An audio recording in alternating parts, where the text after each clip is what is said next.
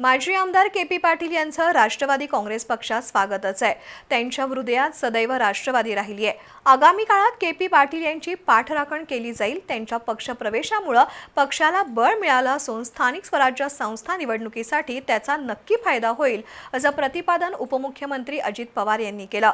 मुदाळे इथं के.पी. पाटील यांच्या राष्ट्रवादी काँग्रेस प्रवेश प्रसंगी ते बोलत होते। बुदरगड तालुक्यातील मुदाळे इथं माजी आमदार के.पी. पाटील यांचा राष्ट्रवादी काँग्रेस पक्षप्रवेश आणि कार्यकर्ता मेळावा पार पडला। मेळाव्याला उपमुख्यमंत्री अजित पवार आणि वैद्यकीय शिक्षण मंत्री हसन मुश्रीफ यांची प्रमुख उपस्थिती होती। यावेळी माजी आमदार के.पी. पाटील यांनी उपमुख्यमंत्री अजित पवार यांच्या उपस्थितीत राष्ट्रवादी काँग्रेस पक्षात प्रवेश केला। कोल्हापूरच्या राजकारणात आणि राष्ट्रवादी पक्ष स्थापनेच्या जडणघडणीत के.पी. पाटील यांच्याकडे ज्येष्ठ राजकीय चेहरा म्हणून पाहिलं जातं। बदलत्या राजकीय परिस्थितीत प्रत्येक कार्यकर्त्याला आपलं अस्तित्व टिकवण्यासाठी काही वेळा मार्ग शोधावा लागतो, तसा के.पींनी काही पर्यायी मार्ग स्वीकारला असला तरी त्यांच्या मनात नेहमीच राष्ट्रवादीसाठी निष्ठा कायम राहिली आहे। यापुढे के.पी. यांच्या पाठीशी पक्ष उभा राहील अशी ग्वाही उपमुख्यमंत्री अजित पवार यांनी दिली।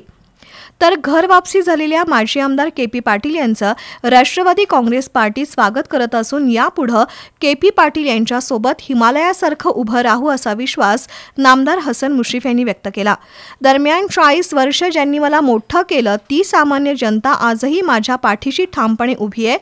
नुकत्याच झालेल्या विधानसभा निवडणुकीत युतीचे दरवाजे बंद झाल्यामुळे वेगळ्या परिस्थितीत विधानसभा लढलो तरीही 1 लाखांपेक्षा अधिक मतं मिळाली आहेत।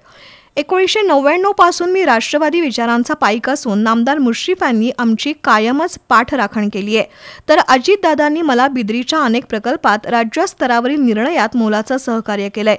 आता होणाऱ्या जिल्हा परिषद आणि पंचायत समिती निवडणुकीत राष्ट्रवादी म्हणून जिंकू असा विश्वास यावेळी के.पी. पाटील यांनी व्यक्त केला।